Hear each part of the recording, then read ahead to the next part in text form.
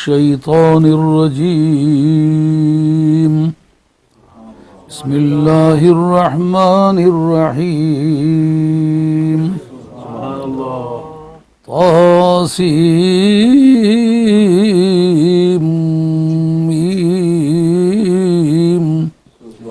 تلك آيات الكتاب المبين. سبحان اللہ. نتلو عليك من نبأ موسى وفرعون بالحق لقوم يؤمنون. إن فرعون علا في الأرض وجعل أهلها شيعا يستضعف طائفة منهم يذبح أبناءهم ويستحيي نساءهم إنه كان من المفسدين. ونريد أن نمن على الذين استضعفوا في الأرض ونجعلهم أئمة ونجعلهم الوارثين ونمكن لهم في الأرض ونري فرعون وهامان وجنودهما منهم ما كانوا يحذرون. وأوحينا إلى أم موسى أن أرضعيه فإذا خفت عليه فألقيه في اليم ولا تخافي ولا تحزني إنا رادوه إليك وجعلوه من المرسلين. صدق الله مولانا العظيم وبلغنا رسوله النبي الكريم ونحن على ذلك من الشاهدين والشاكرين والحمد لله رب العالمين. حضرت حق جل وعلا شانہ وعز اسمہ وتم برہانہ ارشاد فرماتے ہیں طاسین میم، یہ حروف مقطعات میں سے ہے. اس کا کوئی ترجمہ یا تفسیر جزم کے ساتھ کرنے کا امکان نہیں ہے. اس کا علم اللہ کے پاس ہے، اس کے رسول کے پاس ہے اور خاصان بارگاہ کے پاس ہے، اور اس کا ترجمہ تفسیر کرنے کا کوئی مکلف بھی نہیں ہے. تلک آیات الکتاب المبین، یہ جو آیات اس سورت کے اندر، سورہ قصص کے اندر ہیں، یہ کتاب مبین کی آیات ہیں، یا یہ قرآن مجید کی جو آیتیں ہیں یہ لوح محفوظ کی آیتیں ہیں. دو معنی اس کے. نتلو علیک من نبأ موسیٰ وفرعون بالحق، ہم آپ کے سامنے موسیٰ علیہ السلام اور فرعون کی خبریں بڑی سچائی کے ساتھ آپ کو سناتے ہیں. التلاوت علی کے معنی سنانا، آپ پر پڑھتے ہیں یعنی آپ کو سناتے ہیں. اور لقومی یؤمنون، لے کر سناتے آپ کو ایمان رکھنے والی قوم کے مفاد کے لیے. ان فرعون علا فی الارض وجعل اہلہا شیعا، بلا شبہ فرعون زمین میں اقتدار پہ آیا اور اس نے زمین کے رہنے والوں کو ٹکڑے ٹکڑے کر دیا یا اپنے تابع کر لیا. شیعہ کے دو معنی ہوں گے، ٹکڑے ٹکڑے کر لیا یا اپنے ساتھ چلنے والا، اپنے تابع کر لینے والا بنا لیا. یستضعف طائفۃ منہم، کہ ان میں کی ایک جماعت کو یہ کمزور کرنے کی، کمزور بنانے کی ٹرائی کرتا تھا یا کمزور سمجھتا تھا. باب استفعال پر کوئی مادہ قیاس ہو تو کبھی کبھی اس کے معنی ہوتے ہیں تصور کرنے کے اور کبھی اس کے معنی ہوتے ہیں کوشش کرنے کے. عقید جیسا استصغرانی، اس نے مجھے حقیر سمجھا، استحقرانی، اس نے مجھے حقیر سمجھا، ادنا آدمی سمجھا. اور کبھی اس کے معنی ہوتے ہیں کوشش کرنا، جیسا استحیا یستحیی استحیان کے معنی زندہ کرنے کی ٹرائی کرنا. تو یہاں ہے کہ یستضعف طائفۃ منہم، ان میں کی ایک جماعت کو کمزور بنانے کی ٹرائی کرتا تھا. یہ جو ابواب کے خصوصیات فضول اکبری نے اور شافعی نے لکھے یہ وہ قواعد ہیں۔ اور یذبح ابناءہم، ان کے بیٹوں کو یہ ذبح کرتا تھا، یستحیی نساءہم، اور ان کی عورتوں کو زندہ رکھنے کی کوشش کرتا تھا، انہ کان من المفسدین، اور بلا شبہ وہ فسادی لوگوں میں سے تھا۔ وَنُرِيدُ أَن نَّمُنَّ عَلَى الَّذِينَ اسْتُضْعِفُوا، ہم یہ چاہتے ہیں، یہ معنی یہ نہیں کہ اب چاہتے ہیں، یہ مضارع حقائق میں ماضی کے اس کو کہتے ہیں، جیسا کہ ابراہیم علیہ السلام کا ذکر کرتے وقت کہا کہ کذالک نری ابراہیم ملکوت السماوات والارض، اسی طریقے سے ہم حضرت ابراہیم علیہ السلام کو زمین و آسمانوں کے ملکوت دکھاتے ہیں۔ حالانکہ یہ بات تو گزر چکی ہے، آیت نازل ہوئی ہے سرکار پر۔ جس طرح آپ سینمے کی بات کرتے وقت نہیں کہتے اس طرح فلاں ہیرو آ جاتا ہے اور اس طرح آ کر وہ حملہ کرتا ہے، حالانکہ کرتا ہے، آ جاتا ہے، یہ مضارع کے صیغے ہیں، تو یہ بات تو فلم میں پہلے گزر چکی ہوئی ہے، اس کو کہتے ہیں مضارع حقائق میں ماضی کے۔ یعنی ہم نے یہ چاہا، ہم یہ چاہتے ہیں، یعنی ایسے حالات میں، ایسے دور میں جب یہ صورتحال تھی، ایسے وقت میں ہم یہ چاہتے ہیں، یعنی ہم نے اس وقت یہ چاہا۔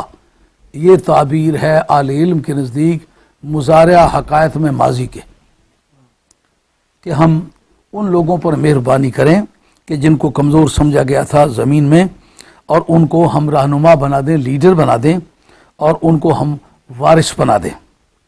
وَنُمَكِّنَ لَهُمْ فِي الْأَرْضِ، اور زمین میں ان کے پاؤں جما دیں، ان کو تمام زندگی کے احکام میں، اختیارات میں ان کے پاؤں مضبوط کر دیں۔ وَنُرِيَ فِرْعَوْنَ وَحَامَانَ، اور حامان اور فرعون دونوں کو ہم دکھائیں، وَجُنُودَهُمَا، اور ان دونوں کی جماعتوں کو، ان کی دونوں کے لشکروں کو دکھائیں، کیا چیز؟ مَا كَانُوا يَحْذَرُونَ، جس سے وہ ڈرا کرتے تھے۔ بعد میں تفسیر میں عرض کرتے ہیں وہ کس چیز سے ڈرا کرتے تھے اور اب نے وہ کیوں کر دکھانا چاہا۔ وَأَوْحَيْنَا إِلَىٰ أُمِّ مُوسَىٰ، ہم نے موسیٰ علیہ السلام کی والدہ ماجدہ کی طرف ہم نے وحی فرمائی، ان ارضعیہ، کہ تو اسے دودھ پلا، فَإِذَا خِفْتِ عَلَيْهِ، جب اس کے بارے میں تمہیں خوف پیدا ہو جائے تو فَأَلْقِيهِ فِي الْيَمِّ، اس کو تم دریا میں ڈال دو۔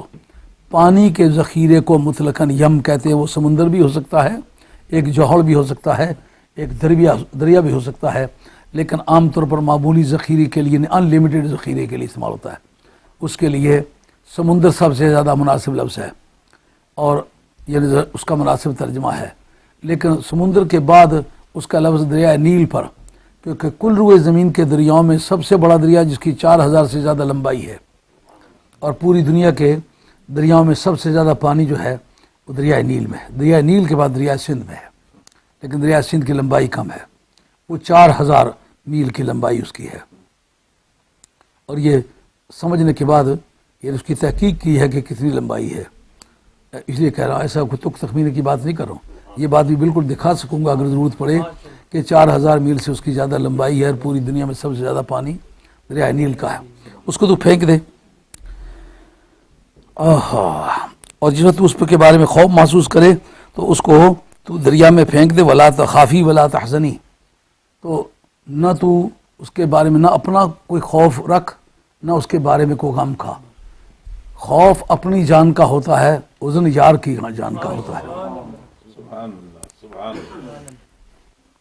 انا ارادوہ الیک، ہم اس کو تیری طرف واپس لوٹانے والے ہیں، وجعلوہ من المرسلین، اس کو رسولوں میں سے بنانے والے ہیں، یعنی ہم اس کی رسالت کا اعلان کرنے والے ہیں۔ فالتقطہ آل فرعون، تو آل فرعون نے اس کو اٹھا لیا، اچک لیا، پک اپ کر لیا۔ التقط یلتقط التقاطاً کے معنی ہوتے ہیں جو بغیر ارادے کے برابر آ جائے اس کو اٹھا لینا۔ لیکون لہم عدوا وحزنا، تاکہ وہ ان کے لیے ان کا بھی دشمن ہو اور ان کے غم کا باعث بنے۔ یہ اہل علم کے نزدیک لام عاقبت ہے، یعنی جس کا انجام یہ ہو، لدو للموت وابنو للخرابی۔ علامہ جار اللہ زمخشری کو اس پر اعتراض ہے، لیکن وہ کبھی علماء کے بہت اچھے اکھاڑے میں اکٹھے ہوئے علماء ہی تو پھر اس کی توضیح کریں گے اس لام عاقبت میں، اور اس کے غیر لام میں کیا فرق ہوتا ہے، لیکن اس سلسلے میں اس کی ضرورت نہیں ہے۔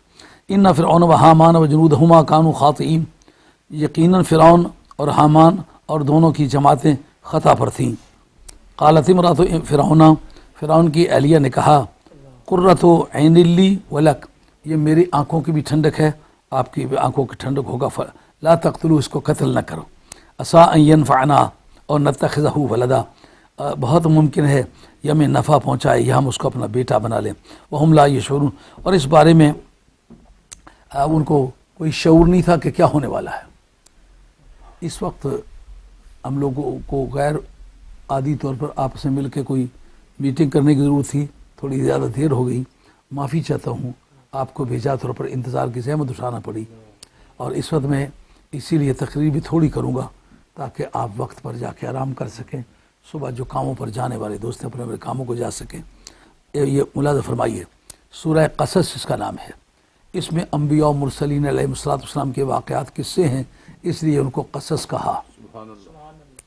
طاسین میم حروف مقطعات میں سے علامہ بدر الدین زرکشی نے البرہان فی علوم القرآن کے اندر یہ بحث چھڑی ہے کہ جس سورت کے اول میں حروف مقطعات ہوتے ہیں اس کے اندر غیب کی کوئی بات ضرور ہوتی ہے، کہ اس کی کیا وجہ کہ کسی آیت کے اول میں نہیں ہوتے حروف مقطعات، کسی سورت کے اول میں یہ سسٹم اور یہ رواج کیوں ہے؟ کہا دراصل ایک پوری وہ داستان ہوتی ہے، اس داستان کی تہ میں جا بجا غیب کے قصے ہوتے ہیں، غیب کی حقیقتیں ہوتی ہیں، اس لیے سورت کے اندر ابتدا میں اس کو لگانا یہ صنعت برات استحلال ہے رب اور اس کے رسول کے درمیان۔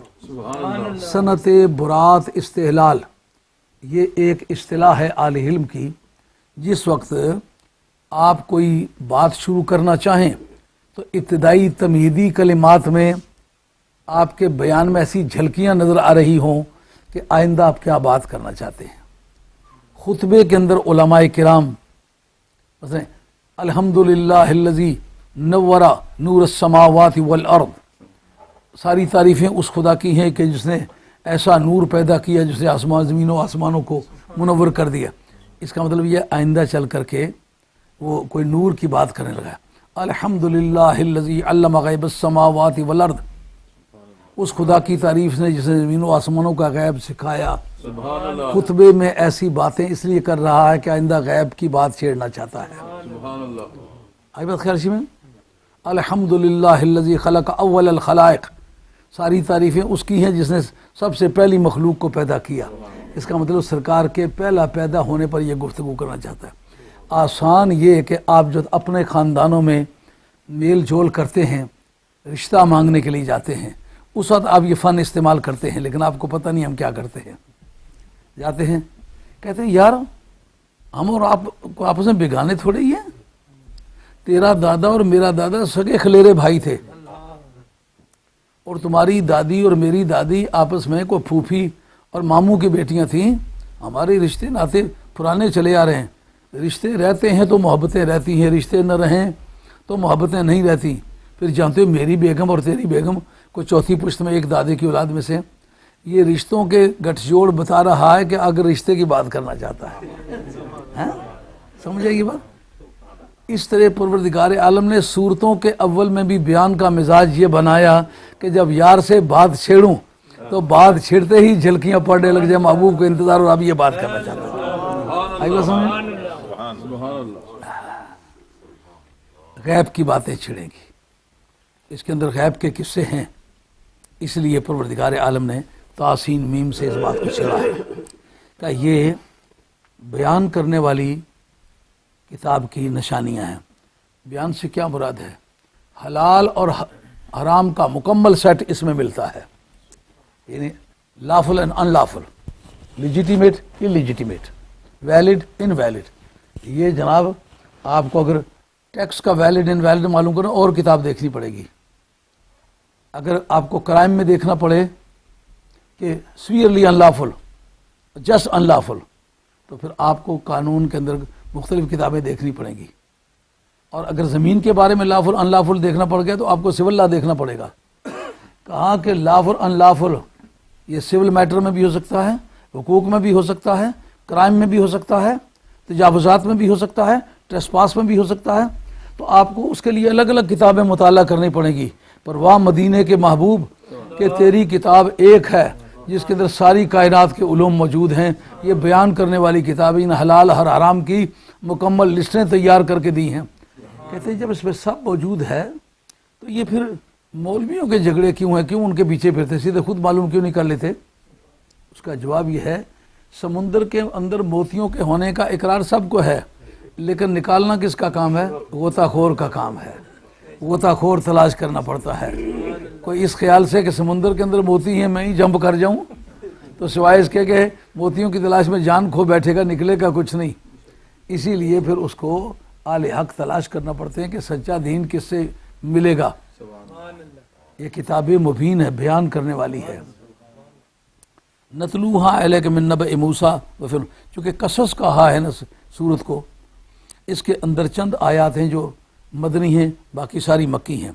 مکی صورتوں کا مزاج اس طرح کا ہے کہ جن جن باتوں کے بارے میں نبی پاک علیہ الصلوۃ والسلام سے کفار نے باتیں کی ہیں اس کی طے میں ایک راز ہے. اس کو آپ علماء کرام نوٹ فرمائیں. ایک بات راضی نے بڑی خوبصورت ان کا, اس کے اندر جو ایک قول مشہور ہے کہ نجومیوں نے اس کو بتلایا ہوا تھا, ایک ایسا بندہ پیدا ہوگا جو تیرا تختہ الٹ دے گا. اس جگہ راضی لکھتے ہیں, کہتے ہیں کہ اس پر اعتماد کرنا اس لیے حرام ہے کہ غیب کی باتیں بتانے کے بارے میں اعتماد کرنا یہ معیار نبوت ہے. نبی کے بارے میں یہ معیار مقرر کیا کرتا ہے. نبی ہے تو غیب کیوں نہیں جانتا؟ اگر غیر کے لیے غیب جاننا تسلیم کر لیں تو پھر نبوت کے بارے میں ابہام پیدا ہو جائے گا.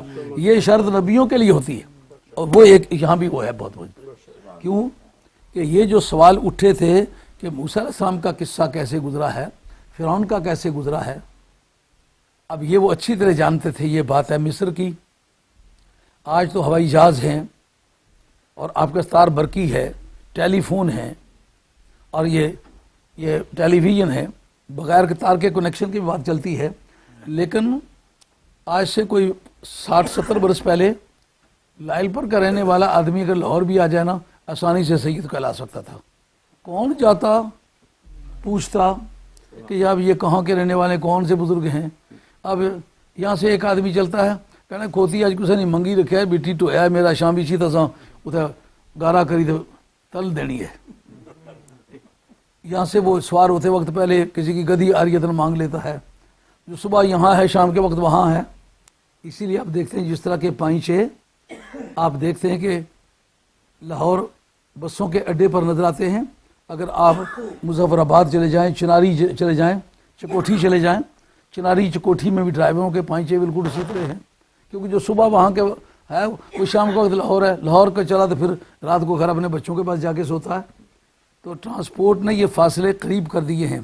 اس زمانے میں مصر اور مکہ شریف میں جو دوری تسلیم ہوتی تھی یہ ایسا ہی ہے جیسا کہ آج سے 60 برس پہلے دنیا میں رہنے والا پاکستان کے اندر اگر ہے تو امریکہ کو سمجھتا تھا قیامت کی دوری سے دوسری طرف امریکہ ہوتا ہے. اس کو یہ نہیں پتا تھا کہ امریکہ جایا جا سکتا ہے.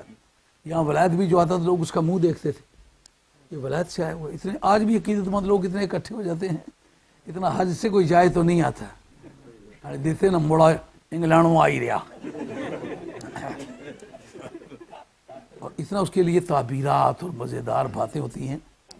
اس زمانے میں مکے کے رہنے والے سے یہ سوال کرنا, بتاؤ مصر میں کیا ہوا, یہ کسی آزمائشی بنیاد پر ہوتا رہا. بات سمجھ آ رہی ہے؟ نتیجہ نکلے گا, آپ اس نتیجے کو محسوس کریں گے. کفار مکہ نے کہا اس کو کسی ایسے ابہام میں ڈالو جو اس کو پتہ نہ ہو. اب ظاہر ہے کہ یہ نالج یہودیوں کا ہے, یہودیوں کا ٹیچر کوئی نہیں, نہ یہ یہودی کا آدمی ہے, نہ اس کے ننہال سے بیایا ہوا ہے, نہ یہ پڑھنے کے پاس گیا ہے.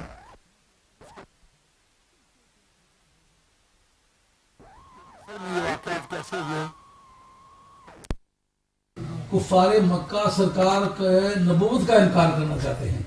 روٹ کون سا اختیار کیا کہ نبی کے بارے میں یہ ثابت کرو نبی کے پاس علم نہیں. کافی دھیان سے بات سنیے. انکار کس چیز کا کرنا چاہتے ہیں؟ نبوت کا. روٹ کون سا اختیار کرتے ہیں؟ کہ نبی کے بارے میں یہ ثابت کر دو اس کو پتہ کچھ نہیں, لا علم ہے, علم اس کے پاس نہیں ہے. کیوں کہ لا علمی ثابت کر دینے سے نبوت کا جھوٹا ہونا ثابت ہو جائے گا. وہ کیا نبی ہوا جس کو غیب کا پتہ نہیں؟ اگر اس دور میں نبی کے لیے غیب جاننا اس کا معیار نبوت نہ ہوتا تو کفار کبھی یہ نہ کہتے کہ تم بتاؤ فلاں بات کیسے کیسے ہوئی تھی. معلوم ہوا کافر انکار کرنا چاہتا ہے نبی کی نبوت کا، راستہ تلاش کرتا ہے نبی کے علم کے انکار کا. یہ کل تک تو یہ ہتھیار کافر استعمال کرتا ہے، جو کلمہ بھی پڑھتا ہے ہتھیار وہ استعمال کرتا ہے. یارے دھارا بودلو ہو بے سکندر داشتن، ہتھیار کافروں والے استعمال کرتا ہے اور کہلاتا مسلمان ہے. اب جس وقت انہوں نے یہ ان کی مراد تھی کہ نبی کی لا علمی ثابت کریں، نبی نے جب وہ باتیں تفصیل سے بتا دی تو کیا نتیجہ نکلا؟ کافروں کو بھی مان نہ پڑا کہ غیب کا علم اس کے پاس ہے. جب کافر ہو کے مان اٹھے کہ غیب کا علم اس کے پاس ہے، اور تو کس منڈی کا تاجر ہے کہ تو کلمہ بھی پڑھتا ہے اور غیب نہیں مانتا. سوال تو اس لیے کیا ہے کہ اس کو پتہ نہیں ہوگا کہ اے میرے مصطفیٰ ہم آپ کے سامنے موسیٰ علیہ السلام اور فرعون کی باتیں پڑھتے ہیں بڑی پوری سچائی کے ساتھ، لیکن یہ فائدہ دے ایمان والوں کے لیے ہے. یہ لام انتفاع کہلاتا ہے، لام انتفاع، یہ تاکہ مومن اس سے فائدہ اٹھائیں. بیان تو یہ کافروں کے سامنے بھی ہوا کہ اس سے ثابت کرنا ہے علم مصطفیٰ، اور علم مصطفیٰ کا ثابت کرنا نفع بخش ہے تو صرف مومن کے لیے ہے، کافر کو اس کا کوئی فائدہ نہیں. سرکار کا علم غیب ثابت ہو جانا یہ فائدہ مند ہے مومن کے لیے. جو کافر ہے نا، بات سمجھ آئی نہیں آئی؟ یہ لام انتفاع کہلاتا ہے. من نہ کردم خلق تا سودے کنم بلکہ تا بربندگاں جودے کنم ما خلقت الجن والانس الا لیعبدون کی تفسیر میں یہی مطلب ہے اہل علم کا. یعنی یہ غرض نہیں ہے کہ اس لیے اس غرض سے پیدا کیے ہیں جن اور انسان تاکہ وہ عبادت کرے، کیونکہ اللہ تعالیٰ عقائد کے اندر یہ مسئلہ موجود ہے کہ امور الہیہ معلل بالاغراض نہیں ہوتے، اللہ کی کوئی غرض متاثر نہیں ہوتی. تو پھر یہ لام کیسا کہ یہ لام انتفاع ہے، اس لیے ان کو پیدا کیا تاکہ وہ میری عبادت کر کے مجھ سے نفع حاصل کرے. یہاں بھی یہ لام انتفاع ہے. ہم آپ کے سامنے کیا مزے کی بات ہے، ہم نے قصہ چھیڑا ہے موسیٰ علیہ السلام کا، قصہ چھیڑا ہے فرعون مردود کا، لیکن بیان پوری سچائی سے بڑی ایکوریسی سے کیا ہے. لیکن اس کا فائدہ صرف مومن کو ملے گا. کیوں؟ کہ اس میں علم غیب کا قصہ ہے، کیونکہ جو علوم کے حاصل ہونے کے ذریعے وہ سارے آپ پر بند ہیں. اس کو جانے تو غیبی کے ذریعے سے جانیں گے، تو غیب کے علم کا اظہار نبی کے بارے میں یہ کافر کے لیے فائدہ مند نہیں ہے، یہ مومن کے لیے فائدہ مند ہے. ان لوگوں کے لیے جو ایمان والے ہیں. ان فرعون علا فی الارض وجعل اہلہا شیعا، فرعون کو زمین میں اقتدار ملا، وہ ابھرا اور زمین کے رہنے والوں کو اس نے شیعہ کر لیا. شیعہ یہ شیعتن کی جمع شیعن، جیسے دیمتن کی جمع دیمن، قیمتن کی جمع قیمن. یہ فعلتن پر جو واحد آتا ہے اس کی جمع فعلن کے بدل آتی ہے. دیمتن کے جمع دیمن، دیمن میں نے بارشیں. جیسے شیمتن عادت، شیمن اس کی جمع ہے. اسی طرح یہ بھی شیعتن، شیعتن کے دو معنی ہیں. ایک معنی اپنے پیروکار، کسی کے پیروکار، لیکن یہ معنی عام مستعمل نہیں ہے. تو عام مستعمل معنی ہے اس کے معنی مطلقاً جماعت. جو اس کے معنی لیتے ہیں یہ شیعہ کے معنی پاک. ان کا اگر پاک اس کے معنی ہوتے تو فرعون کی جماعت کے ساتھ کبھی یہ لفظ نہ استعمال ہوتا کہ فرعون نے شیعہ بنا لیے. اگر شیعہ کا معنی پاک ہے تو پھر فرعون کی جماعتیں پاک تھیں. کچھ لوگوں نے ضد بزیدی اس کو یوں استعمال کرنا شروع کیا، شیعہ اور شیطانیہ کے عدد ایک جیسے ہوتے ہیں، جو شیعہ کا معنی وہ شیطانیہ کا معنی ہے. یہ اس لیے غلط ہے کہ وَإِنَّ مِنْ شِيَّتِهِ من شیعته الى ابراہیم وانه من شیعته الى ابراہیم. حضرت ابراہیم علیہ السلام کی ذات پاک جو ہیں یہ نوح علیہ السلام کی جماعت کے ہیں. اگر اس کے معنی پلید کے ہوتے نا تو نوح علیہ السلام کی جماعت کو کبھی اب شیعہ نہ کہتا اور ابراہیم علیہ السلام کو کبھی نہ کہتا یہ اس کے شیعہ میں سے ہے. لیکن اس میں ایک بڑا قیمتی مسئلہ بھی سمجھ آتا ہے. حضرت ابراہیم علیہ السلام اور نوح علیہ السلام کے درمیان 2600 برس کا زمانہ ہے. 2600 برس کا زمانہ ہے. پھر یہ ان کی جماعت کے کیسے ہوئے؟ ایک آدمی گزر چکا ہے، 2600 برس اوپر گزر چکے ہیں. اس کے بعد ایک آدمی، قرآن کہتا ہے انہم من شیعتی منشیت ابراہیم، حضرت ابراہیم علیہ السلام جو ہیں یہ نوح علیہ السلام کی جماعت کے آدمی تھے. اب جماعت کے بنا جب دور ان کا ایک نہیں، پیریڈ ان کا ایک نہیں، بولی ان کی ایک نہیں. ان کی زبان جو تھی پہلے تھی، بعد میں ان کی زبان جو ہے وہ ہیبرو ہوئی ہے. ہیبرو کس وقت ہوئی ہے؟ پہلے اس سے بھی پہلے سریانی تھی. ہیبرو لکھا ہے امام نسفی نے تفسیر مدارک کے اندر کہ جس وقت اس نار نمرود کی آزمائش سے آپ گزرے، آپ نے ترک وطن کرنا چاہا، تو پیچھے جو نمرود کی آرمی وہ تلاش کرنے کے لیے گئی. حضرت ابراہیم علیہ السلام سے دریا کو پار کر رہے، دریا افرات سے گزرے تو وہاں انہوں نے جا کے پکڑ لیا. ان کا ابراہیم تو یہی ہوتا ہے. اللہ تعالیٰ نے وہ جو سریانی زبان تھی ان کی زبان سے وہ ضبط فرما لی. ان کی زبان پر عبرانی زبان، عبرانی عبور سے ہے، وہ دریا کو عبور فرما رہے تھے، تو وہ عبوری زبان آپ کو اللہ تعالیٰ نے عطا فرمائی، اس لیے اس کا نام عبرانی ہے. اصل میں عبور سے ہے. وہ جب دریا کو عبور کر رہے تھے اللہ تعالیٰ نے پہلی زبان ان کو ان سے لے لی اور دوسری زبان. اب جب وہ بات کرتے یہ اس کی جواب ایک اور زبان بولتے ان کا نہیں یہ ابراہیم نہیں ہے، ابراہیم ہوتا ہے اس کی تو ہماری والی زبان تھی. جب زبانیں بھی اور ہیں، مزاج بھی اور ہے، دور بھی اور ہے، 2600 برس کا زمانہ حال ہے. چونکہ حضرت ابراہیم علیہ السلام کا عقیدہ نوح علیہ السلام کے عقیدے سے ملتا ہے، ان کا عمل ان کے عمل سے ملتا ہے، ان کا مقصود زندگی ان کے مقصود زندگی سے ملتا ہے، ان کا طرز تبلیغ ان کے طرز تبلیغ سے ملتا ہے. تو جس کے عقائد میں اور اعمال میں مشابہت ہو، یکسانیت ہو، بے شک دور گزر جائے لیکن وہ اسی جماعت کا ہوتا ہے جس جماعت کے ساتھ اس کے عقائد میں. ہم بعد میں آئے. صدیق اکبر کی ذات پاک پہلے گزر چکی ہے، فاروق اعظم کی ذات پاک پہلے گزر چکی ہے، عثمان غنی کی ذات پاک پہلے گزر چکی ہے، حیدر کرار کی ذات پاک گزر چکی ہے، اشرا مبشرہ کی ازواج مطہرہ گزر چکی ہیں.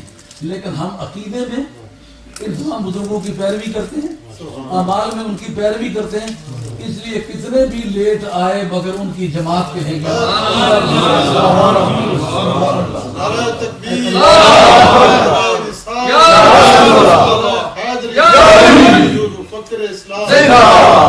جو بغض اہل بیت رکھتے ہیں، اہل بیت سے نفرت رکھتے ہیں، اہل بیت سے عداوت رکھتے ہیں، یزید کو مدتیں بیتی ہیں دنیا سے گئے ہوئے لیکن اس کا مزاج یزید سے ملتا جلتا ہے. جو عقائد اس کے تھے جی سیدہ تو کیا ہوا. وہ امام شافعی کہتے ہیں کفاکم من عظیم القدر انکم من لم یصلی علیکم لا صلاۃ لہ. اے خاندان نبوت تمہاری عظمتوں کو سلام، تمہاری راہ گزاروں کو سلام، تمہارے جیسا کون ہو سکتا ہے. کفاکم من عظیم القدر انکم، تمہاری قدر و منزلت کی سب کیا عظیم دلیل ہو سکتی ہے کہ جو آدمی تم پر درود نہ پڑے اس کی نماز ہی نہیں ہوتی. ایسی کوئی قوم پہلی امتوں میں بھی گزری ہے جس قوم کا بطور قوم کے ذکر نہ کرو تو نماز نہ ہو. بات نوٹ کریں، بے شک آپ روزانہ سننے والے آدمی ہیں لیکن جو آگے چلیں گے نا روز نہیں آتور نہیں برقے تجلی، ایسے قوم کائنات میں تلاش کرے. حضرت آدم علیہ السلام سے لے کر تا مدینے والی سرکار ایک بھی کوئی قوم ایسی گزری ہے. جناب یعقوب علیہ السلام کی اولاد سید گزری ہے مگر کیا ان کی نماز میں یہ سبق ملتا ہے؟ آپ روزری نکال کے دیکھیں. روزری اس کتاب کا نام ہے جس کے اندر یہودیوں اور نصرانیوں کی عبادت کا سسٹم ہے، اس کا نام ہے روزری. روزری تسبیح کو بھی کہتے ہیں، اس کتاب کا بھی نام ہے. تو آپ کا اس کو میرزا پوپ کہتے ہیں، یہ ان پڑھوں کی زبان ہے، اس کے لیے صحیح لفظ ہے روزری ہے. تو روزری نکال کے دیکھیں کہ کیا ان کی نمازوں میں ان کی آل پر درود پڑھا جاتا تھا؟ ہرگز نہیں پڑھا جاتا. جب کسی بھی قوم کا بطور قوم کے عبادت کے اندر نام آ کر کے عبادت کی تکمیل نہیں ہوتی تھی تو پھر مدینے والی سرکار کی جو امت ہے اس کے لیے یہ پابندی کیوں ہوئی؟ معلومات سرکار پہ اتنا پیار ہے. مولا کریم اگر میرا ذکر تو نماز میں رکھنا چاہتا میری آل کو بھی. اب جو آل کو نبی سے جدا کرنے کی رائے رکھتا ہے کہ یزید کو گزرے ہوئے بڑی مدت گزری مگر یہ عقیدہ یزید کے عقیدے سے ملتا ہے تو بے شک ساتھی لیٹ ہے تو، مگر جس قاعدے کے مطابق ابراہیم علیہ السلام جناب نوح علیہ السلام کی جماعت کے ہیں اسی قاعدے کے مطابق تو یزید کے خاندان میں سے ہے، یزید کے ساتھ تیری دوستی ہے، یزید کی جماعت کا آدمی ہے. لیکن شیعہ کے نہ مانے پاک اور نہ مانے پلید. اگر پاک معنی ہوتے تو فرعون کی جماعتوں کو رب شیعہ کبھی نہ کہتا. اگر اس کے پلید کے معنی ہوتے تو حضرت نوح علیہ السلام اور حضرت ابراہیم علیہ السلام کی جماعت کو شیعہ نہ کہتا. معلوم ہے یہ دونوں باتیں بوگس ہیں. سنی کرتا تو بھی بوگس ہے, شیعہ کرتا تو بھی بوگس ہے. لوگوں نے سیدھی بسیدھی بھی بڑی باتیں بنا لی ہیں. میں مریدوں کے ایک علاقے میں تقریر کے لیے گیا تو وہاں دوست کلمہ پڑھنے لگے. وہاں شیعہ بھی رہتے تھے. تو میں ان کے شیعہ کا کوئی مولوی منگوایا ہوا تھا, تو میں نے کہا میرے سامنے اس کی بات کراؤ. تو اب ہمارے مرید جو ہیں وہ اونچی آواز سے کلمہ پڑھ رہے. سارے پیر پیڑھی بھی جو کھڑکے نہیں سنیں آئے تو شیعہ ٹر کے نہیں پڑھ رہا ہے.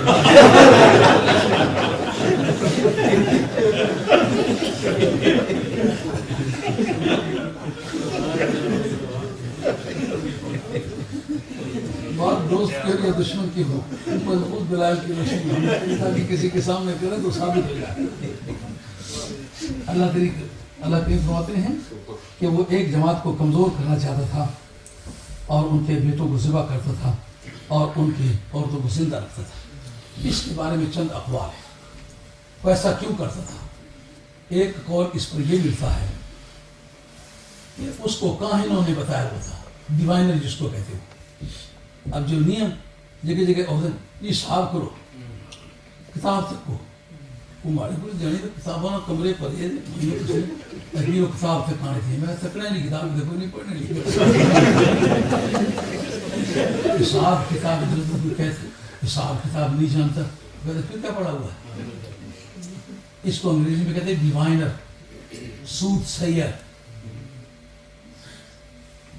اور اس کے عربی میں لفظ استعمال تھا کاہن. کاہنوں نے اسے بتلایا ہوا تھا ایک شخص بنی اسرائیل کے ہاں پیدا ہوگا فلاں فلاں مہینے کی فلاں فلاں تاریخ کو, اور وہ تیری حکومت کا تختہ الٹ دے گا, اس کے ہاتھوں تیری حکومت جاتی رہے گی. اب جناب اس تاریخ کو پورے ملک میں بنی اسرائیلوں کے ہاں 12 بچے بیٹے پیدا ہوئے. 12 کو پکڑ کے ذبح کر دیا. اگر وہ انسانی دماغ رکھتا ہوتا تو وہ سمجھ جاتا کہ جن کی یہ بات جھوٹی نکلی آئندہ بھی جھوٹی نکلے گی. یہ ایک مرتبہ جھوٹ کہہ سکتا ہے, ایک لاکھ مرتبہ بھی کہہ سکتا ہے. پھر وہ کہتے نہیں ہمارے حساب میں یہ غلطی ہو گئی ہے. ایسے جھوٹے موٹے حسابیوں کی غلطیاں ہوتی رہتی ہیں. ایسا باتیں جو تم سے کرنی ہوئی. دوسرا اس کے بارے میں قول یہ ہے کہ اس نے خواب دیکھا کہ بیت المقدس شریف سے ایک آگ ابری, وہ آ کر مصر میں پڑی, سارے قبطیوں کو جلا گئی لیکن بنی اسرائیلوں میں سے کسی کو نہ جلایا. اس کی تعبیر پوچھی, اس نے کہا اس کی تعبیر یہ ہے کہ ایک بندہ پیدا ہوگا بنی اسرائیل کے خاندان میں سے کہ جس کی حکومت فلسطین پر بھی ہوگی, مصر پر بھی ہوگی, اور اس کے ذریعے سے تمہارے زوال مرتبہ پیش آئے گا. بہرحال اس نے یہ مہم شروع کر دی کہ جب میں کسی کو پیدا ہی نہیں ہونے دوں گا. اب جناب نبی کے میلاد کا لوگ خوشی سے انتظار کرتے ہیں اور فرعون غم سے انتظار کرتا ہے. آج بھی دیکھیں گے سرکار کے میلاد کے دن قریب آ رہے ہیں, کون خوشی سے انتظار کرتا ہے اور کون غم سے انتظار کرتا ہے. خوشی سے انتظار کرنا کس کی عادت ہے؟ آل حق کی.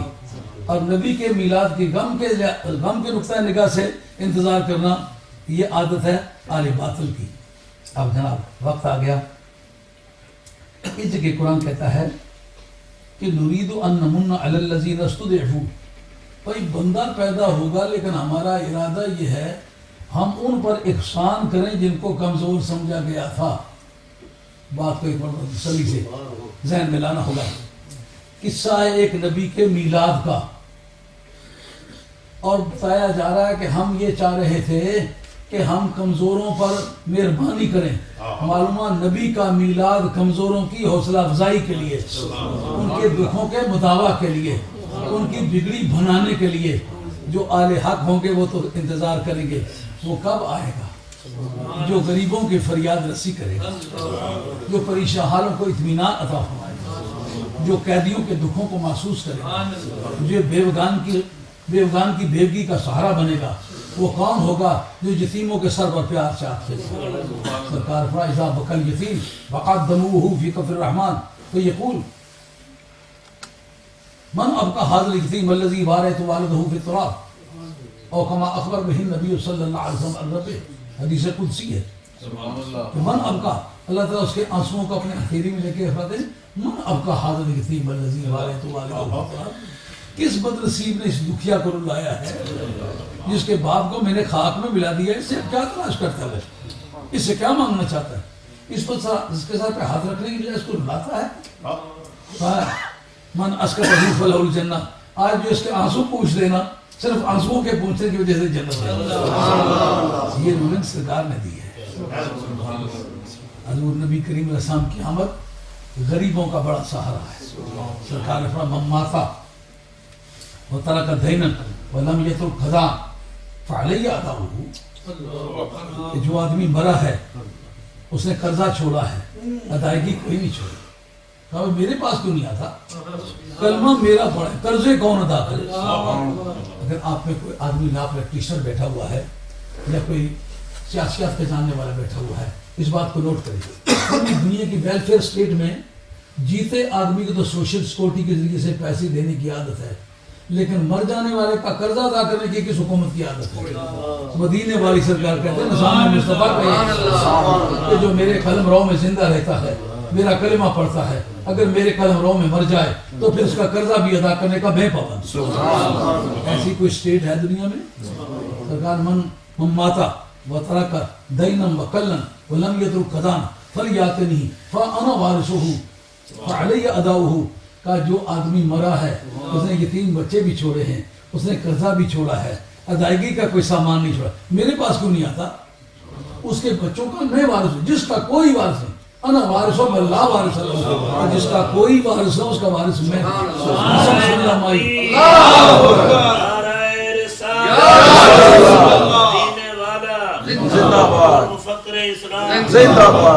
اساں سنیا مائی ادی باں پھردا جدا کوئی سہارا نہ ہو، خود ہی کشتی کنارے لاندا ہے جدا کوئی کنارہ نہ،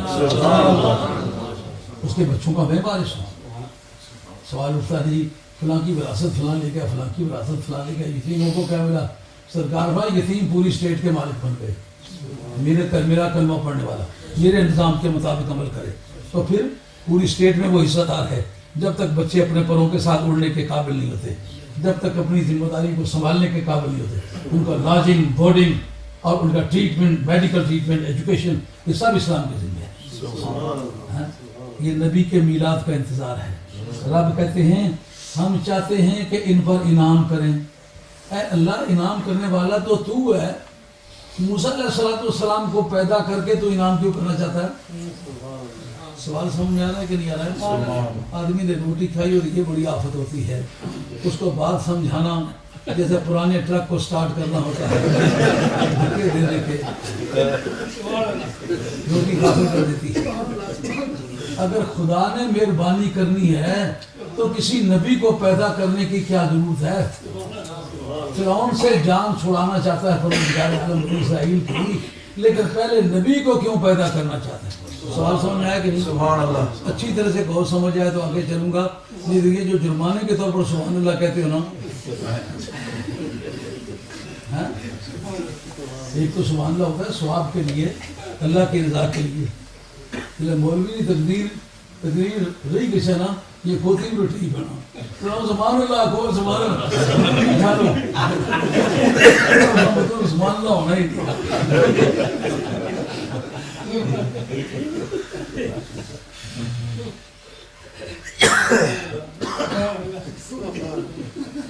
رب نے انعام فرمانا ہے دکھیا لوگوں پر، اس میں نبی کی ولادت کی کیا بحث ہے؟ رب یہ بتانا چاہتا ہے جس طرح کسی کو میں بیٹا ہی دینا چاہوں نا تو بیوی میاں کے اکٹھ کو چاہتا ہوں، 9 مہینے انتظار کراتا ہوں۔ جس طرح بیٹا دینے کا قائل ہے میرے سسٹم کا بھی اس کو قائل ہونا چاہیے۔ اسی طرح انعام کا موقع آئے، عام حالات میں تھوڑی بہت ہی تبدیلیاں لانا اور کا کام ہے، لیکن ہماگیر اور عالمگیر انقلاب لانا یہ نبی کے میلاد کا کام ہے۔ اس لیے جو قوم ذلت میں مبتلا ہے میرا نبی آ رہا ہے، انتظار کرو۔ آپ کہتے ہیں ہم جب نرید ان نمن علی الذین استضعفوا، جن کو کمزور سمجھا گیا تھا ہم نے ان پر مہربانی کرنا چاہیے۔ اچھا، موسیٰ علیہ السلام کی ولادت ہونے والی ہے اور اس وقت تیاری ہو رہی ہے، جو ان کے گھر میں آتی ہے وہ مڈ وائف دایا عربی زبان میں اس وقت کے اعتبار سے اس کو قابلہ کہتے تھے، اس لیے قبابل اس کی جمع تھی. مفسرین نے اس لیے لفظ قابلہ استعمال کرتے. کہتا ہے وہ پہلے تو شکایتیں لگانے کے ارادے سے آتی تھی، لیکن جس وقت حضرت موسیٰ کلیم اللہ علیہ السلام کی ولادت ہوئی اندر داخل ہوئی تو کہتے یہ روشنی کس طرح کی لگ رہی ہے. معلوم ہوا نبیوں کی ولادت کے وقت نور ہوتے ہیں، ان کا نور سے تعلق ہوتا ہے. جو نور کا منکر ہے نبی کا لگتا کیا ہے؟ یہ میرے نبی کی میں بات کرتا ہوں، اس کو تو جانے دیں. موسیٰ علیہ السلام کی اگر ولادت کے وقت نور نظر آیا تو پھر اس کا مطلب یہ ہے کہ نور کا سسٹم پرانا ہے، نیا نہیں. آ کے دیکھتی ہے موسیٰ علیہ السلام کو جب دیکھا القیت علیہ محبت منی، نبی کو دیکھ کے پیار آنے لگا. آگے تو میں شکایت کرنا چاہوں گی لیکن اب میں اس کی شکایت نہیں کرتی. آگے تو بچوں کی اطلاع کرتی ان کے مروانے کے لیے، لیکن اس کو خدا کسی طرح زندہ رکھے. اللہ کریم آتے ہیں کہ ہم نے ارادہ کیا کہ ان کو عزت بخشے. وَنَجْعَلَهُمْ أَئِمَّةً، مظلوموں پر بھی جب رب کو پیار آتا ہے تو پھر صرف ان کو غلامی سے آزادی نہیں کرتا بلکہ قیادت کے تاج پہناتا ہے. مظلومیت بھی بارگاہ خداوندی میں ایک عزت کی وجہ ہے. جو دکھیا انسان رہتے ہو دنیا میں پریشان نہ ہو، رب کی وہ رحمتیں آج بھی زندہ ہیں. پروردگار کا وہ نظام آج بھی چلے گا. اگر کچھ لوگوں نے آپ کو پریشان کیا ہے، چچا زادوں نے زمینیں چھین لی ہیں، آپ یہاں بیٹھے ہوئے تھے زمینیں مکان اپنے نام کرا لیے ہیں، آپ کے پیسے ہضم کر گئے ہیں اور آپ کی ساری زندگی کی کمائی لوٹ لی ہے، پریشان نہ ہو. رب کہتا ہے میرا ایک نظام ہے. اگر کوئی کسی کے ساتھ ظلم کرتا ہے اس کا میں روادار نہیں ہوں. ظالم ظالم ہے پر مظلوم کے ساتھ میرا دھڑا رہتا ہے. رب کہتا ہے کیا کرایا کچھ نہیں، صرف مظلوم تھے، ان کی مظلومیت کی وجہ سے مجھے پیار آیا. صرف اس غلامی کی توق سے انہیں صرف آزاد نہیں کرانا چاہا بلکہ چاہا تو ان کے سر پر تاج صدری رکھیں اور جس سرزمین میں وہ مظلوم رہے ہیں وہاں ان کو عزت ملے. ان کو پتہ دکھیا لوگوں کا حال کیسے ہوتا ہے، دکھیا لوگوں کے ساتھ ہمدردی کرے گی. انبیاء علیہ السلام پر جو تکلیفوں کے دن گزرتے ہیں اس میں دراصل ایک راز یہ بھی ہوتا ہے. سرکار خود یتیم تھے نا، یتیموں کے ساتھ پیار تھا کہ نہیں؟ سرکار خود ایک بیوہ ماں کے ساتھ زیادہ تھے تو بیوہ خاتونوں کے ساتھ سرکار کی شفقت تھی کہ نہیں تھی؟ یوسف علیہ السلام نے قید کاٹی ہوئی تھی، قیدیوں کے ساتھ پیار کیا کرتے تھے کہ نہیں کیا؟ حضرت ابراہیم علیہ السلام نے جلاوطنی اختیار کی تھی، جلاوطن سے آپ کو لگاؤ تھا کہ نہیں تھا؟ اس طرح مصیبتوں سے گزارنے کا مقصد یہ ہوتا ہے کہ آپ کے دل کے اندر وہ جگہ پیدا کرے کہ سوسائٹی کے دکھیا انسان جب آپ سے ملیں آپ ان کے ساتھ محبت اور پیار کا سلوک کریں اور ان کو وارث بنا دیں. وارث کن کا بنا دیں؟ جو فرعون کے محلات میں. مزے کی بات ہے. اب جناب کون سمجھ سکتا ہے کہ صدیوں سے ایک پیریڈ چلا رہا ہے فرعونہ مصر کا، کبھی تختہ ان کا الٹے گا، ان کا تاج سروری ان غلاموں کے سر پر رکھا جائے گا جن کو سچالک صاف کرا رہے. ان کو یہ تکلیف کیوں پیش آئی تھی؟ دراصل کبھی یوسف علیہ السلام نے جب ان کو امپورٹ کیا تھا تو اللہ تعالیٰ کے دیے ہوئے وسائل کو انہوں نے غلط استعمال کیا تھا. بنی اسرائیلوں پر وہ وقت آیا نہ بہن دیکھی نہ بیٹی دیکھی، نہ حلال دیکھا نہ حرام دیکھا، ہر برا کام کیا.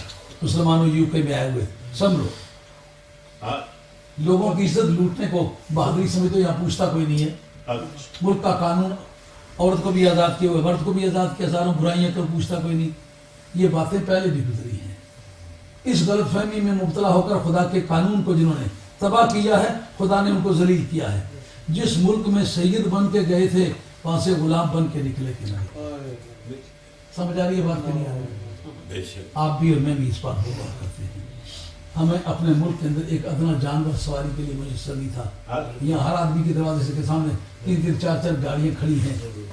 ایک آدمی سکھ کی بیٹی کو بدکاری کے لیے استعمال کرتا ہے، کسی یہودی نصرانی کی بیٹی کے لیے غلط اقدامات کرتا ہے. نہیں، جس طرح مسلمان کی آبرو مسلمان پر حرام ہے اسی طرح کافر کی بیٹیوں کی بھی آبرو اسی طرح حرام ہے. ان میں مداخلت کرنا حرام ہے. اور جب قوم ایسے کام کرتی ہے نا، جو دے سکتا ہے وہ لے بھی سکتا ہے. جو بادشاہ بن کے آئے تھے، سید بن کر آئے تھے، پیغمبر کی اولاد بن کر کے آئے تھے، جب مصر میں نکلے تھے جناب موسیٰ علیہ السلام کے ساتھ تو اس وقت تو دھوتی میں موٹی بھاگتی لگی. کام کیا کرتے تھے؟ کام ملک کے لیے کرتے تھے، کھانا ضرورت کے لیے لیتے تھے. اپنا کوئی مکان نہیں ہے، عیش کی سہولتیں نہیں ہیں، سارا دن کام کرتے ہیں، شام کے وقت تھکے ہارے لیٹ جاتے ہیں۔ سید بن کے جانا اور غلام بن کے نکلنا یہ خدا کی نعمتوں کا مس یوز ہے۔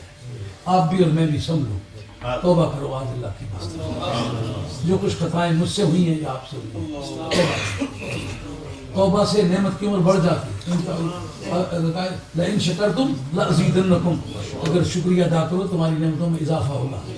جنہوں نے ناشکری کی ان سے نعمتیں لوٹی کہ نہ لوٹی؟ اب فرعونوں کا جو پلہ تھا وہ بھاری ہو گیا، وہ سمجھتے ہمارا تختہ کون اٹھے گا، یہ تو خاندان غلامہ ہے۔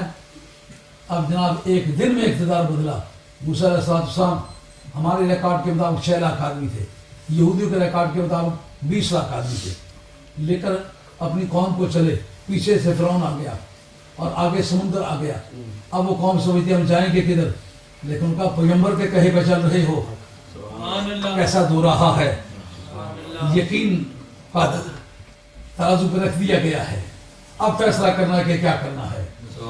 فرعون کے سامنے ہتھیار ڈالنے ہیں، لیکن موسیٰ علیہ السلام نے کہا یاد رکھو پیغمبر کے کہے پہ چلو، سمندر راستے دیں گے، ناکامی نہیں ہوگی۔ اس سے ایک پرنسپل بن گیا، نبی کے کہے پہ چلو، سمندر تمہیں راستہ چھوڑ دے، سمندر راستے دیں گے۔ جس وقت سمندر سے وہ پار ہونے میں لاٹھی ایک ماری، اس پر ہمارے مسلم کے چند اخبار ہیں، ایک یہ کہ کیا پڑھ کے ماری، ایک یہ کہ درود سی پڑھ کے ماری۔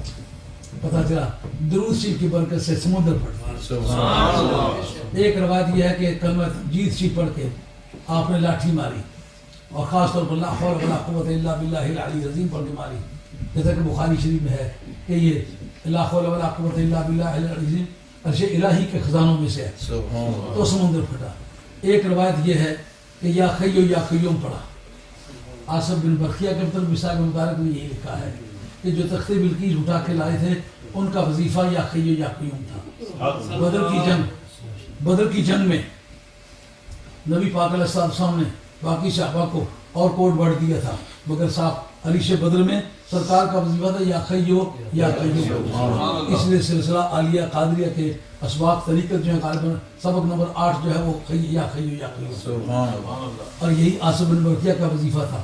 سید علاء الدین سمنانی کہتے ہیں کہ ایک مرتبہ جناب خضر علیہ السلام سے میری ملاقات ہوئی، میں نے آپ سے پوچھا کہ آپ کا ہمیشہ کا وظیفہ کیا ہے؟ ان کا یا خیو یا قیوم۔ اب تطبیق کیا ہوگی، درود شریف پڑھا، کلمہ تمجید شریف پڑھا، یا خیو یا قیوم پڑھا؟ کہا تینوں پڑھے ہوں تو کیا اعتراض ہے؟ اس لیے یہ تینوں معاشی غربت بھی ہو گی، آفات بھی ٹل جائیں گی۔ دریا پھٹ گیا۔ اچھا جس یہ دریا پھٹا، اس پر علماء خدمت میں ایک ادب سے آتا ہے کہ ایماندار ہونا اور بے ایمان ہونا یہ امر غیبی ہے کہ نہیں؟ جو آپ کی بیزاوی نے تعریف کی ہے اس کے مطابق ایمان امور غیبیہ میں سے ہے۔ سمندر کو کس طرح پتہ چلا کہ یہ مومن ہے اور یہ کافر ہے؟ یہ غیب کی بات ہے، پر لاٹھی اس کی لگی ہے جو غیب جاننے والا ہے، اس لیے پانی کے قطرے بھی غیب دان ہو گئے، وہ سمجھتے ہیں یہ ایماندار ہے۔ پار ہوئے، سمندر مل گیا۔ اب صبح کے وقت جس قوم کو چھوڑ کے آئے تھے، شام سے پہلے جناب مصر کے محلات پر قبضہ تھا بنی اسرائیل کا۔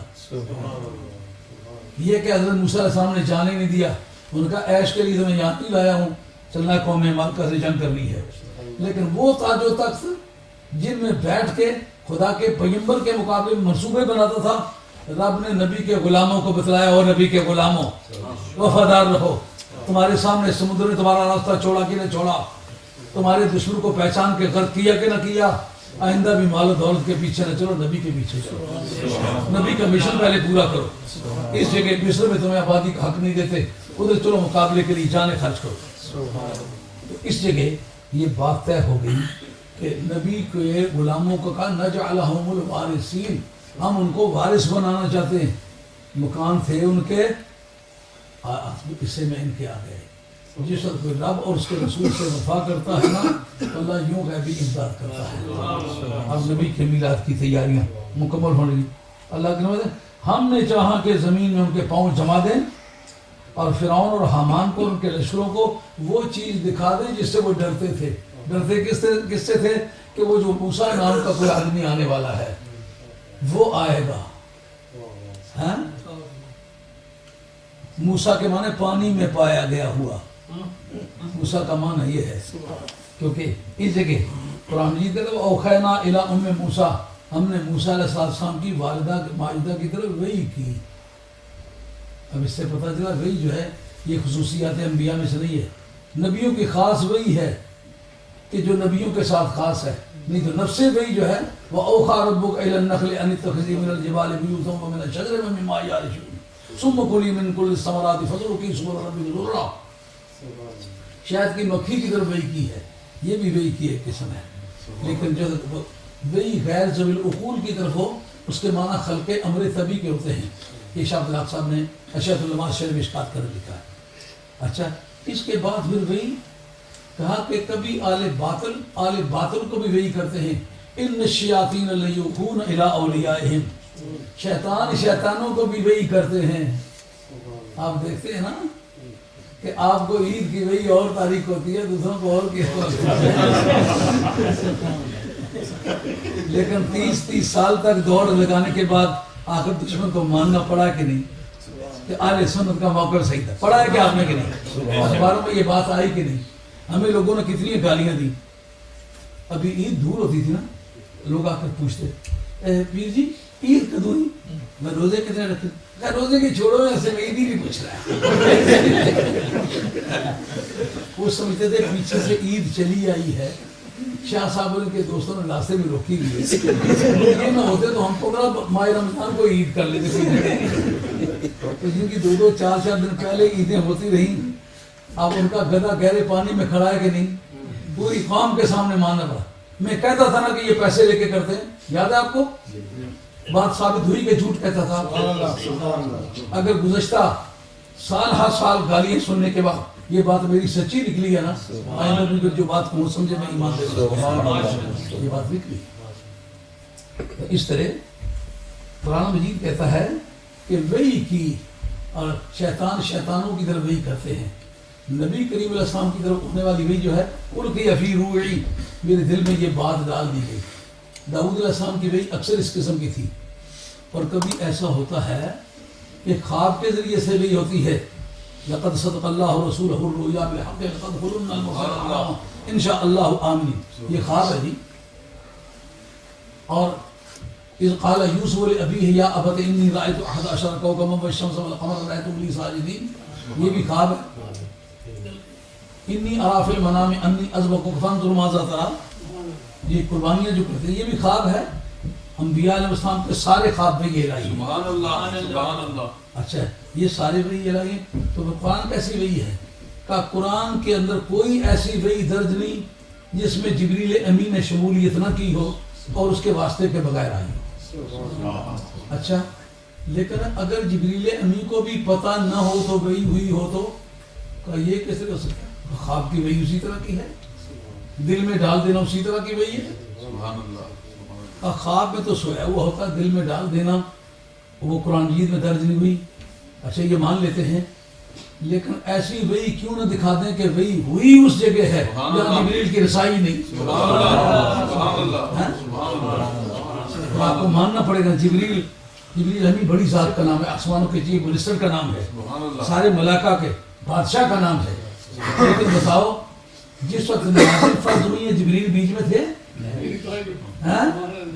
بات جیسے کہ آپ نے روزانہ سنی ہوگی، لیکن آپ کو یہ بات ماننی پڑے گی کہ ہوئی ہے بھائی، نماز فرض ہوئی ہے، فرضیت تک بات پہنچی ہے پر جبریل کو پتہ نہیں۔ حضرت جبریل امین اس وقت یہ تماشے دیکھتے رہے کہ حضرت موسیٰ علیہ السلام کی رب سے بات ہوتی ہے، رب پوچھتا ہے ما تلک بیمینک نے کہ یا موسیٰ، یہ موسیٰ جی آپ کے ہاتھ میں کیا ہے؟ کہتے قال ہی عصای اتوکل علیہا واشب علی غنمی ولی فیہا مآرب اخری، یہ میری لاٹھی ہے، اس کے سے بکریوں پہ پتے جھاڑتا ہوں، یہ میری چوکی داری کرتا ہے، اور بھی بہت سارے کام ہیں۔ جب سرکار لامکان میں تشریف لے گئے نا، اس وقت جبریل امی کو جستجو ہے، سنو کیا کہہ رہے ہیں۔ کھل گئی کل کوہ طور دیاں چوٹیاں دی پر معراج دا رازو نیات اور ہے۔ کھل گئی کل کوہ طور دیاں چوٹیاں دی پر معراج دا رازو نیاز اور ہے۔ وہی کی کیا وہی کی؟ اس کو دودھ پلاؤ۔ جب تک خطرہ نہیں ہے دودھ پلاؤ، اور جس وقت کہ اس کے بارے میں تو ڈرے اس کو صندوق میں بند کر اور اس کو دریا میں ڈال دے۔ اچھا، اس کے بارے میں صاحب روح المعانی نے ابو جعفر کی روایت ذکر کی ہے کہ یہ جو تابوت سکینہ والا صندوق ہے نا، آرک آف کویننٹ جس کو انگریزی میں کہتے ہو، آرک آف کویننٹ، یہ اس صندوق کا نام ہے جو حضرت موسیٰ علیہ کریم اللہ علیہ السلام کی ذات پاک کے لیے استعمال ہوا تھا۔ کہ یہ کیسا صندوق ہے؟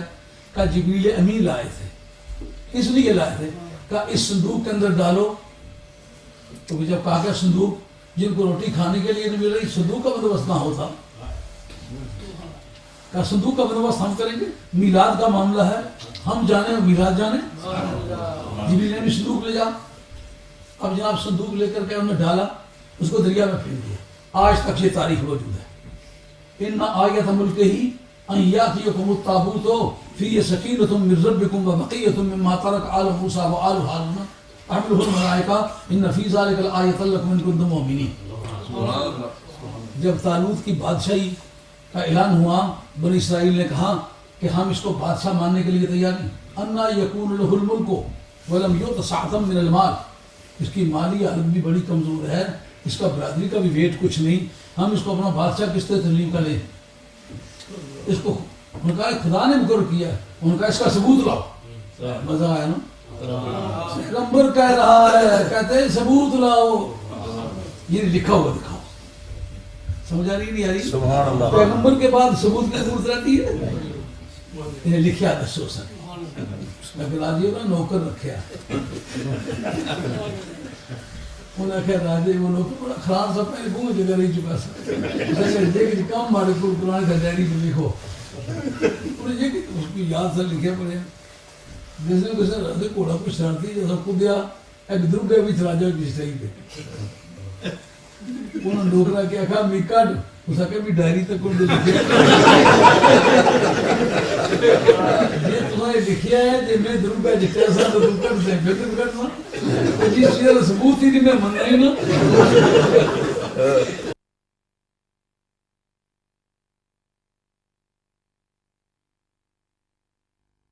To old, out of fashion, یہ مکھیاں بیٹھ بیٹھ کے گندا ہو گیا صندوق، اس کو باہر کہیں پھینکا، کوئی جا کر کسی ڈلوں پر پھینک دیا، ایٹی ریب سٹی ہے، جا کے ڈلوں پر پھینک دیا، اور وہ قوم مالکہ لے گئی، اس میں تھا کیا؟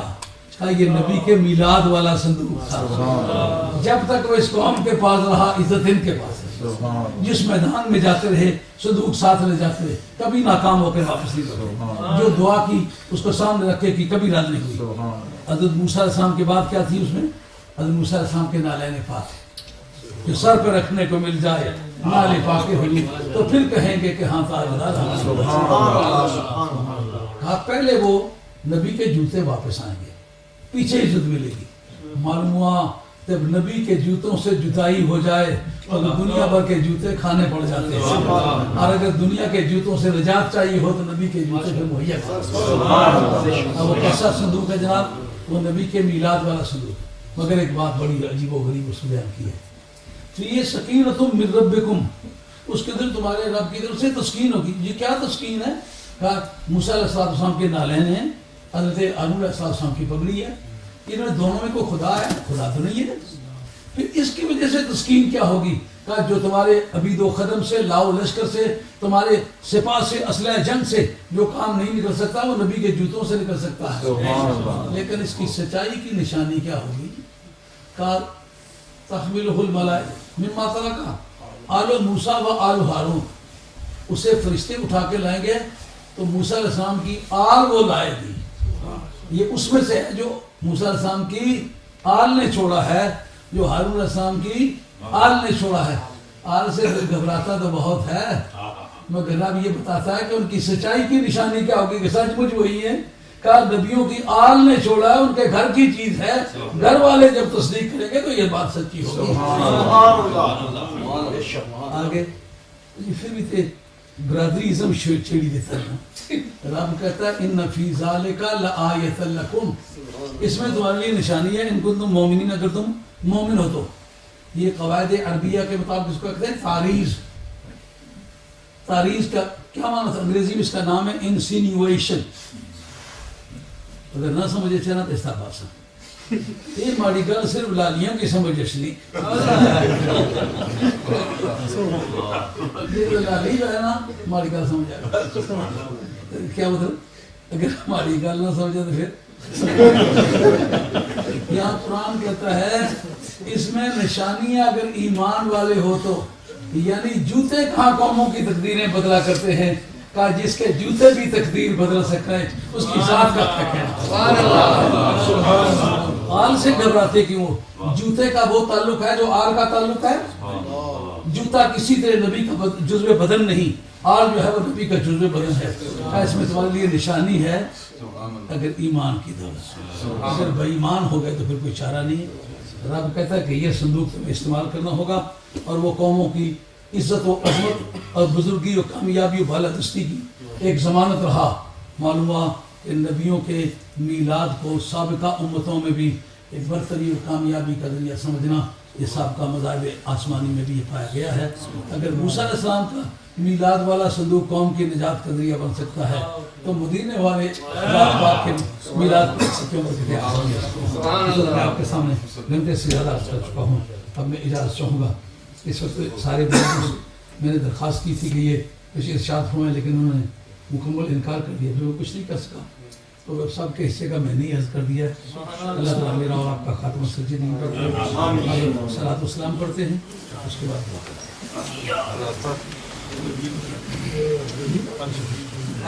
کل شیفیلڈ میں